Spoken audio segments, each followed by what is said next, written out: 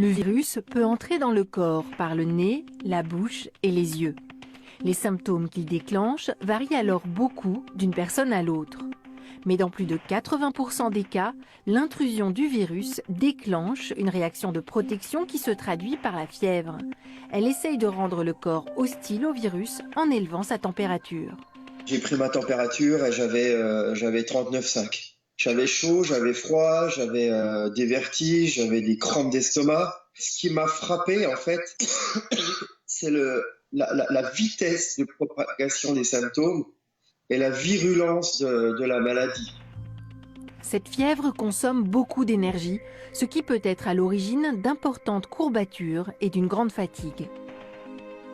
Au début, j'allais juste faire une sieste et puis en fait, après, c'était dans la matinée, je me recouchais, l'après-midi, je me recouchais et c'est avec grand plaisir que je me recouchais le soir en définitive. Parfois, la présence du virus au niveau du larynx provoque une inflammation responsable d'une toux sèche. La toux, elle est non-stop des fois pendant 2 heures de temps. C'est une toux très sèche et très irritante. Et ça fait pas mal, mais c'est très handicapant. Et il y a des moments de calme. Et il y a des moments où ça vient vraiment en force et on a du mal même à reprendre la respiration.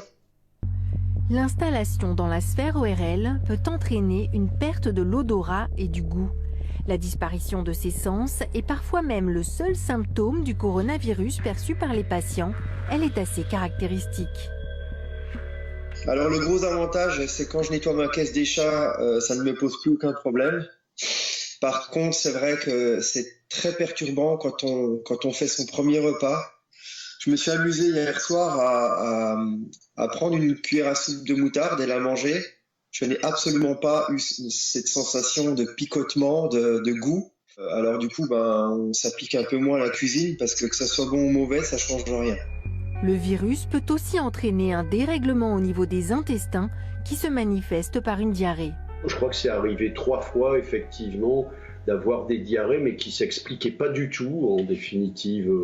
Ça venait, ça durait une journée, une demi-journée, et puis ça disparaissait. La cible favorite du nouveau coronavirus reste les poumons. Il attaque la membrane des alvéoles, où se produit normalement l'oxygénation du sang.